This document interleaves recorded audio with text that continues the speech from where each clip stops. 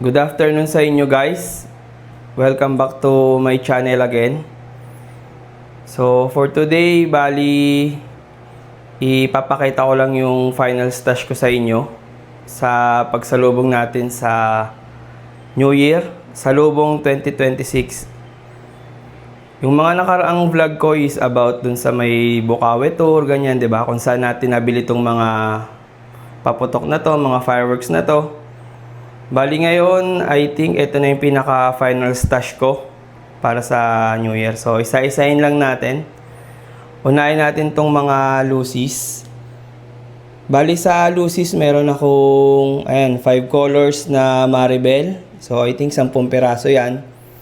Tapos Maribel din na Victory Lights. Yan yung silver lang. Meron din akong Dream Light na Lucis. 5 colors yan, yung nagpapalit-palit. Tapos etong silver lang din. Meron din akong Yanko na brand. 5 colors din yan. So same Lucis. Tapos bumili rin ako ng mga ganitong Lucis na pangbata. Etong Mabuhay Rainbow. So madaming laman sa loob yan guys. Siguro mga 24 pieces. So 50 pesos lang yan nabili. Hindi na masama, 'di ba? Tapos ito naman yung sinasabi nilang bago daw ng Tiger. So ito yung panggamit natin sa New Year. Sabi nila maganda raw yan. So tingnan natin pag sinindihan na natin guys sa December 31. Tapos meron din akong trompilyo. So small lang to. Bali 3 lang. Testingin lang natin pang dagdag sa stash. Tapos, next naman natin guys, etong mga fountains naman. So, sa fountains, meron lang tayong, Dragon Serenity Fountain. So, yung loob niya is kulay green. So, makikita nyo naman, di ba? Peace, Harmony, Serenity, Unity, Friendship, and Love. So, itong fountain na to is ilaw lang siya. Kumbaga wala siyang cracklings kasi dalawang variant sila ng Dragon Fireworks. So yung isa naman is ito, yung Dragon Fortune Fountains. Yung laman niya is 6 din. So makikita nyo, 'di ba? Luck, happiness, prosperity, long life, fortune, and success. So dalawang variant sila. Yung red is yung may crackling. Tapos yung green is puro ilaw lang. So, bumili ako ng bali 4 na Dragon Serenity. Tapos, 3 set lang ng Dragon Fortune Fountain. Tapos, eto naman, guys, yung Lucky Dragon. Bali, last year lang yata ito lumabas kung hindi ako mali. So, yung isa niyan is, isang box is 6 yung laman. So, around nasa 500 yata kung hindi ako mali. So, yun yung price niya, guys. Dito naman sa mga dragon na fountain, tong animan, may 400 plus, makakabili ka na yan. So, hindi ka natalo dyan, di ba? 400 tas 6 na piraso. Tapos, meron din tayong ditong local brand. So, yan o, Mount Everest, di ba? Tapos, Golden Fountain. Golden Fortune Fountain ng Phoenix Fireworks. Tapos, meron din tayong Magic Diamond Fountain ng Phoenix. Hindi, Diamond Fireworks to guys, sorry. Tapos meron din tayo ngayon 3-minute fireworks na fountain by Golden Rooster. So bago lang yan guys, testingin natin. Tapos ito naman, ito pa lang 3-minute na fountain is around 700. So pwede na din, 'di ba guys? 700 para sa 3 minutes. Then, meron din tayong dragons na Fountain of Youth. Sa loob niyan, merong 2 fountain pa. So, hindi ko na lang binuksan. Gagawa na lang natin ng video or dun sa channel ko guys. Meron na ako niyan. Then, ito naman, Dragon's Dance of the Fireflies. Bagong packaging nila. Then, Dragon's Wishing Well. So, yan yung kinuha natin na fountain kasi magaganda yan, di ba? Dito naman sa quitis natin guys. So, isa-isahin lang din natin. So, meron pala ako ditong Conde DK na big. So, 100 pieces yan.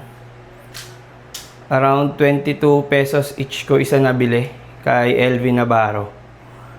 Tapos, meron din ditong Conde DK na small.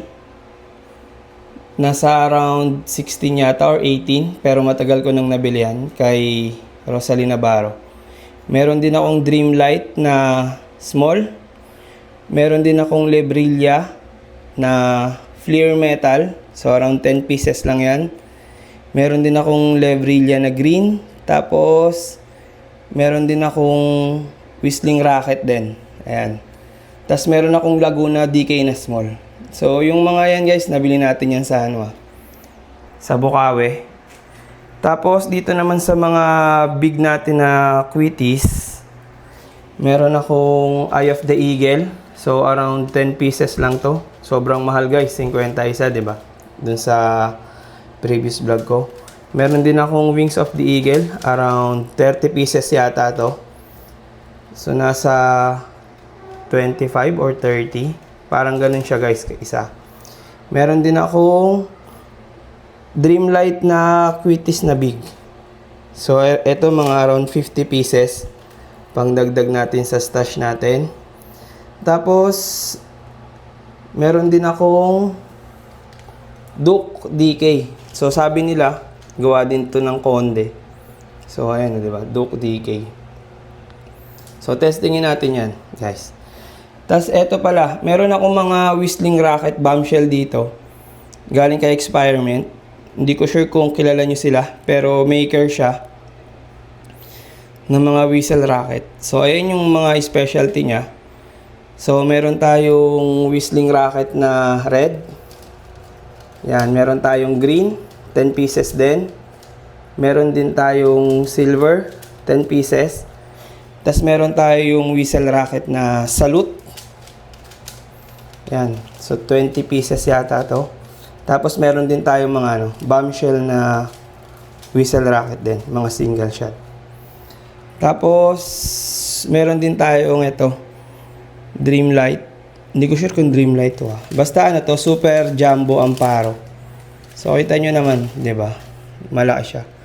So, kung i-compare natin, halimbawa, ayan. Kuha tayo ng isa nito. Ito yung DK na Conde DK na small. Di ba? I-compara natin dito sa Conde DK na big. So, ayan guys, kita nyo naman yung pagkakaiba nila, di ba? Yan yung small tsaka yung big. So, may iba-ibang variant yan pag pumunta kayo sa may Bukawi. Depende na lang kung anong gusto nyo, di ba? So, yan. Yan guys yung mga quitties natin. Ito guys, yung mga fireworks naman natin na nabili from Bukawi. Bali, hindi siya marami. Para sa akin, hindi siya marami. Saktuhan lang siya sa pagsalubong talaga sa New Year. So, pwede siguro pagsindi ng paisa-isa before mag alas 12. Tapos pag alas 12, yun yung sunod-sunod na, diba? So, ito guys kung mapapansin nyo pala, yung bagong packaging ng Legendary Fireworks, meron na siya dyang nakalagay na Scan Me. So, pag bibili kayo ng paputok, para hindi na kayo manood pa sa YouTube, pwede nyo na i-scan yan, tapos makikita nyo na kung anong klaseng paputok siya. Kasi diba kung hindi kayo pamilyar, sobrang dami mong pwedeng pagpilian sa Legendary Fireworks, diba? Small caliber hanggang large caliber nila. So, ayan, pinadali na nila para hindi na kayo manonood sa YouTube.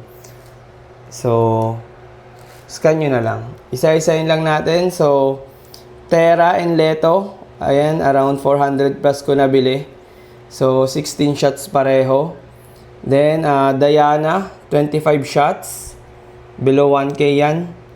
Then, Neptune, 25 shots. Ganun din, below 1K. Persephone, 25 shots. Ganun din, below 1K yan. Then, Luna, 25 shots.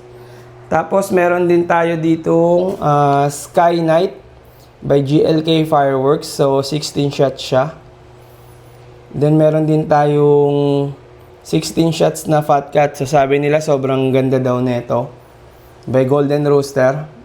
Gawa natin ng video to sa New Year. So, next tayo. 25 shots Color Waves by GLK Fireworks. Small caliber lang yan, guys. Tapos eto, Nightbreaker, 36 shots by GLK Fireworks din. Small caliber lang din to. Tapos eto naman, 25 shots Party Time by GLK Fireworks. So may nakalagay pa ditong price, 'di ba? 1,300. Then GLK The Empire, so 36 shots.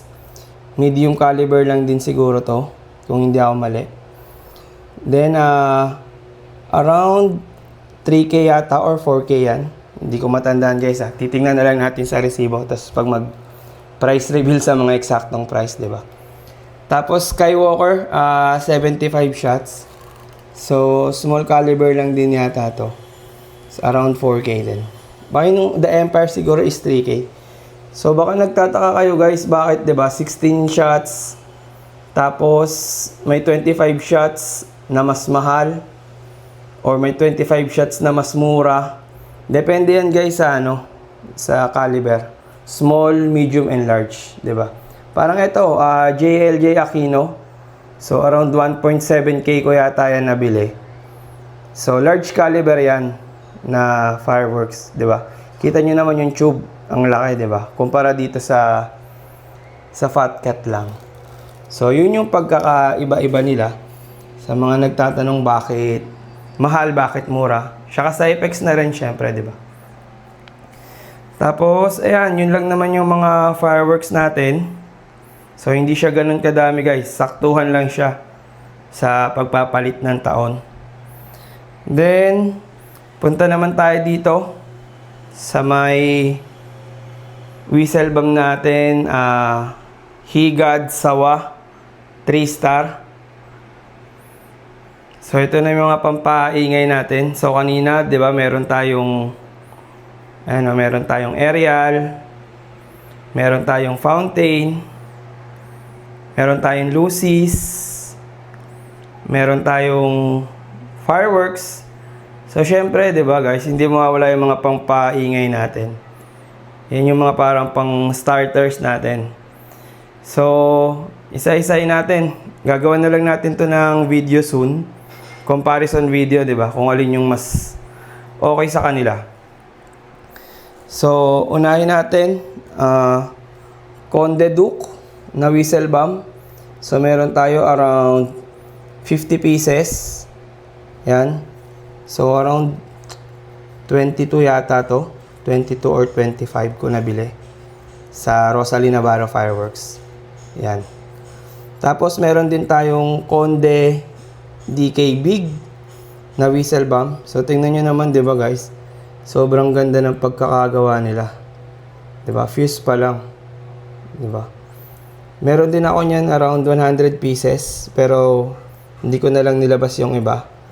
Yan. Tapos meron tayong yan, Dreamlight na big whistle bomb din. So around 15 yata, 15 to 20, guys. Parang nasa ganun yung range niya. Meron din tayong Season na whistle bomb na small. So ayan, kita nyo naman, di ba? Pag kinompare nyo, maliit lang siya.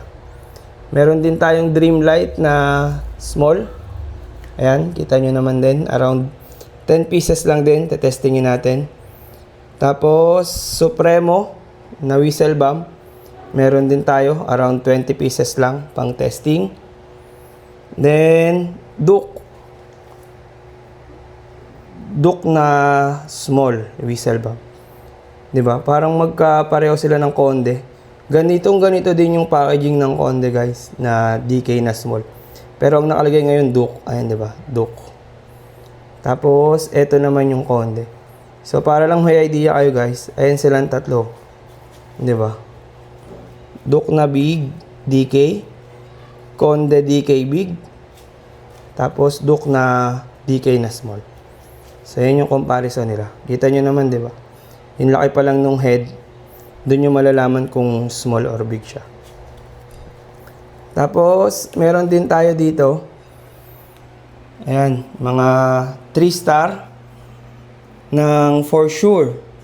So, meron akong 5 balot dito.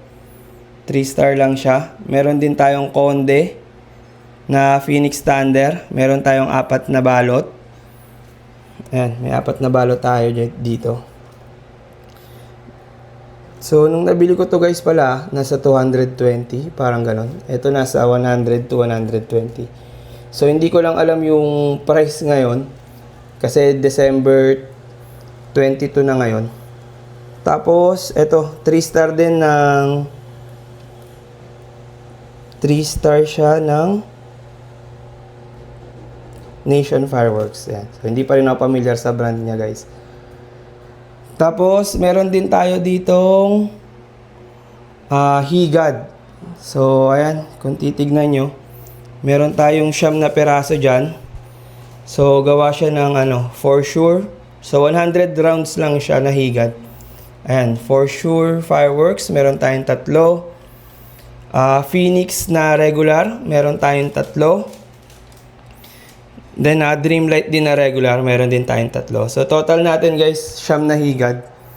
So, pwede na yun, di ba? Gawa natin yan ng video soon. Pag sisindihan na natin. Tapos, sa mga sawa naman natin, meron tayo ditong 1, 2, 3, 4, 5, 6. 6 na sawa na mahahaba, tapos 1 higad lang din. So, isa-isahin natin guys. Meron akong Phoenix Thunder. So, 200 rounds lang yan. Around 300 something ko nabili.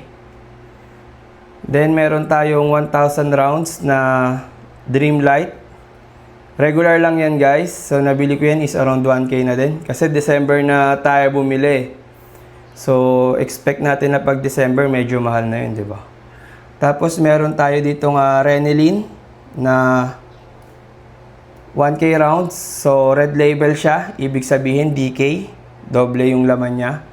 Tapos, Phoenix Thunder na 1K rounds. So, bilid natin dyan guys is 1.6K. So, hindi rin mura, di ba?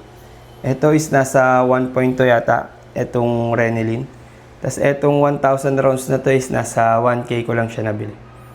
Tapos, meron din tayo rito 2K na Phoenix regular, sawa din yan.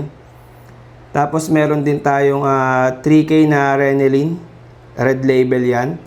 So nabili ko around 3K something kay Ate Rosalie. Etong 2K na Phoenix na bili ko yan kay SEG Sabel, 2K na rin. Tapos etong 5K na For Sure kay JPM ko siya nabili. So around 5K ko na rin siya nabili guys.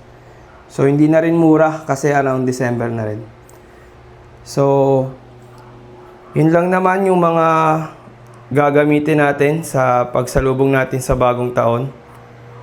So, ayan, di ba? Meron tayo ditong mga quitties. So, gagawa natin yan ng separate na video. Comparison din ng mga quitties. Kung alin yung mas okay na gamitin.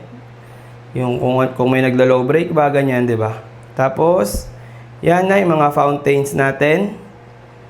Meron din tayong mga Lucy's. Yan, lalo yan sa mga bata. Gustong-gusto nila yan. Meron din tayong mga fireworks. So, ayun yung pagpapalit na ng taon. So, meron tayong 2, 4, 6, 8, 10, 12, 13, 14. Yan, meron tayong 14 na fireworks dyan. Iba-ibang laki.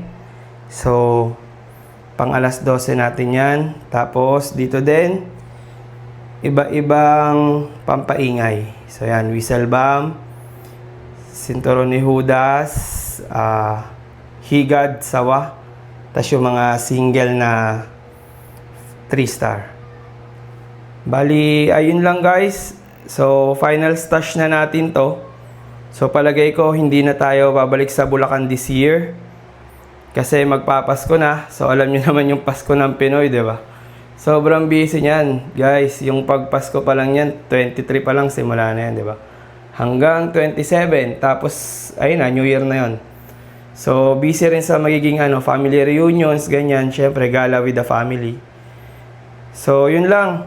Bali, salamat sa panonood, guys. Bali, baka next video natin is testing na tayo or mga safety tips muna sa paggamit ng paputok, 'di ba? So, yun lang ulit. Maraming salamat sa panonood, guys. Ingat po tayong lahat sa paghahanda natin sa pagsalubong sa bagong taon.